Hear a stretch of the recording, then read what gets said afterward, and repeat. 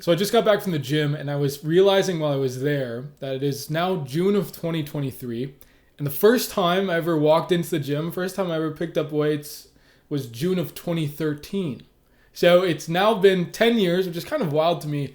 10 years since the first time I walked into a gym and picked up a barbell and just like fell in love with it. I think I talk about a little bit in the video on this channel called my testimony story. I have another video that's kind of similar to this one, just about like bodybuilding and Christianity. But I just want to talk a little bit today, now that I look back on I fell in love with lifting weights and fitness and this kind of bodybuilding lifestyle 10 years ago, and how it has aided my life of discipleship with Jesus in so many ways. And just talking about a few of those, maybe 5 ways that fitness and this love for lifting weights for me has maybe prepared and maybe even predisposed me for discipleship with Jesus Christ. Just real quick, maybe 3 ways that I think it can go the wrong way of having an obsession with bodybuilding and fitness can be a detriment. 1, for just if it leads to a lot of vanity of just really caring too much about how I look. 2, for lust, if I'm just doing it to make myself have some kind of sex appeal or attraction for other people that would maybe even have the goal or the aim of leading other people into lust towards me. And the 3rd thing being just if it's such an obsession that I'm going so hard and maybe even taking and injecting stuff into my body that's coming at a detriment to my health, if the goal is to become bigger, faster, stronger, healthier ultimately, and I'm actually becoming unhealthy by doing it, then of course that's a bad thing. But otherwise, it has been for me something that has aided in so many ways, and I see it carry over a lot into my spiritual life. So I'm going to talk about those. As I look back on maybe what was the first thing that caused me to fall in love with lifting weights and fitness and bodybuilding, it was just that it was for me at the beginning this pursuit of the best possible version of myself. That every time I walk into the gym, the goal is to become better, bigger, faster, stronger than I was when I walked in. It's growth mindset. It's goal oriented. It's the possibility that there's more that I am capable of and I'm pursuing some end goal. That I'm totally focused on growth. And that having a goal like that, a fitness oriented goal where I'm going to lose X amount of pounds, or I'm going to gain X amount of muscle, or add X amount of pounds to a certain lift. It takes a lot of just intentionality towards growth. And maybe for you, if you've never really set lofty goals for yourself, I think outside of that for me, if it's just school, I'm just trying to get X grade on a test, it takes some amount of effort. But I think what fitness was for me, with fitness goals, if you're trying to lose X amount of weight and get in a certain shape, it takes a lot of focus, a lot of intentionality, consistency in the gym, real intentionality in the gym, but also in the kitchen with your diet and eating right and eating healthy and just the way that you spend your time and the things that you think about, it can become all consuming. Maybe you've never had a goal in your life that necessitated for you to be all in. And for me, the way you can look back on, there's videos on YouTube, not on this channel, but my other one, of just how intense I got into this at times in my life, in high school and college, of just me being all in for a certain goal. And in the life of discipleship, it's all in.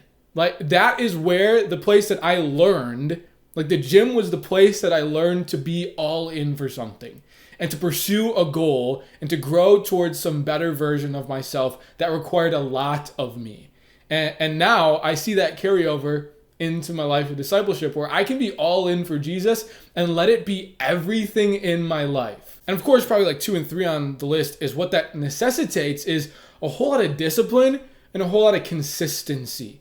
That it takes doing hard things. There's a lot of days maybe I don't want to go to the gym, or I'm tired, or I want to eat junk food, and just the discipline of doing the hard thing. Going to the gym when I don't want to, waking up early, or doing extra cardio, eating in a real calorie deficit and restricting myself and fasting and just pushing myself really hard to do the things that naturally I don't want to do.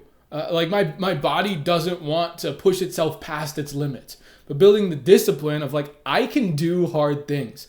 And getting to the point where like those things that I probably once would have thought, like maybe in middle school or elementary school, the idea of like just being a gym rat and like working out every day would have just been mind-boggling to me. But then high school and college, it's like I couldn't go days without going to the gym. I couldn't imagine it. And now, similarly in like my spiritual life, there's times at high school where like going to daily mass seemed like unfathomable and so boring and unrealistic for me. And now I can't go without it. I just love it so deeply, because the things that seem to us like this is going to be hard and this is going to take a lot of discipline, when we build the habit of doing those hard things often, I think this is what I found, is that they become things that we come to love. Because there's some just like good feeling of like, I pushed myself to do a hard thing that I didn't think I was going to be able to do. And because I pushed myself through it and did it day after day, and I've built a discipline for it, it's become part of my identity now. It's who I am. I'm someone who can do hard things. For me, it's like I became a fitness person. I'm the guy who works super hard in the gym. I'm the guy who pushes myself. I'm the guy who wakes up early to go do cardio because I'm on a mission to pursue like the best possible version of myself. And it carries over. It has carried over for me into my spiritual life. I'm the guy who goes to mass every day. I'm the guy who prays a holy hour. And I'm not complacent with these things. I don't concede on these things because it's part of who I am, and I've built that discipline, and I've grown not just to like look at it and think it's obligatory, but it's something that I actually love. And of course, it's consistency. It's day after day, because when I go in the gym and I have one like big heavy lift, intense training session, I go eat a high protein meal, I don't automatically become jacked. Like, it's day after day. I got to go to the gym day in, day out, eat healthy day in, day out. And it can't be the kind of thing where I'm living the double life. It can't be the thing where I just go to the gym once a week, eat healthy once a week, and then go off and just eat junk every other day. Like, I'm definitely not going to get in shape that way. It's consistent, and it's slow growth and slow, patient process. And it's the same thing with the spiritual life too. It's like I can't just go to mass on Sunday for an hour and then live this double life where I don't even know the Lord and I don't pray ever outside of that. It has to be my entire life. To really grow in relationship with the Lord, I have to give him more of my time. And it's consistent, slow growth. I don't become a saint in a day. Like, I don't go to mass on Sunday and I'm automatically like close with the Lord I could possibly be. Just day in, day out, coming to know him more and more. The same as with relationship with other people.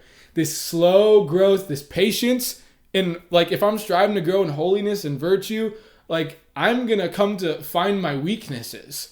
And just the patience and the slow trudging along and trusting the Lord and giving it to him day in, day out. I know that because I've done it in the gym, day in, day out. And in the kitchen with meals, eating healthy, day in, day out. Even when it's hard sometimes, but growing in that consistency and that patience just to see slow growth over time. And we just keep going from glory to glory. And the last thing, I think this is like just central at the crux of like growth and development in the gym and in the spiritual life as well, is self-emptying. On my best day, I'm going into the gym and I'm crushing it. And I'm walking out at the end of my gym session, just like blood, sweat, and tears left on the machines in there. And I'm just sore and I'm drained and I'm gassed because I've given everything. I've left no stone unturned. I've pushed myself to my limits. And this is actually the place where I rip my muscles apart and I push myself to the limits and I'm completely drained of energy. This is actually the place where I grow. Like this is the neat thing about bodybuilding especially, is like in order to get stronger, I have to like reach my limits and go past my limits, to empty myself, to give all of my energy. The more that I give in the gym, the more that I grow. The more that I do these hard things, the more that I empty myself, the more that I grow. And this is what it is in the spiritual life. That the more that I give myself to the Lord, the more I empty myself of my own desires, of these earthly desires and pleasures, and the more I give to the Lord, the more space I give him, the more I self-empty. It's not just for emptiness sake. It's for the sake of the Lord to come and fill me up. That if I'm striving for holiness, if I'm trying to be a saint and a great saint, it's for the life of Christ, the divine life, to grow in me. And the way that I grow is by self-emptying, by giving everything to the Lord, by giving him my time, my energy, everything I say and do. The more that I give to him and I say, Lord, here's my whole life, the more space he has to grow in me. And this is the place that I grow in holiness. There's probably many other things I could add to this, just like self-confidence. Like if you get in good shape and like you do hard things, just growing in self-confidence. And this totally helps just like my self-esteem and my ability to do things and like pray boldly with the Lord and just like function well in the world, and like physical health in general.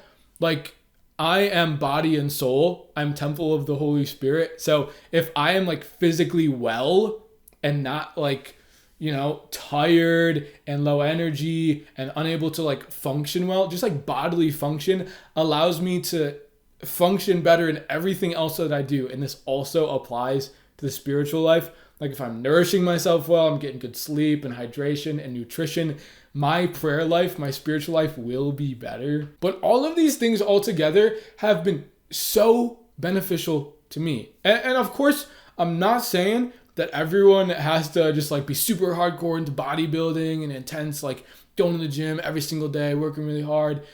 But it has been something beneficial to me.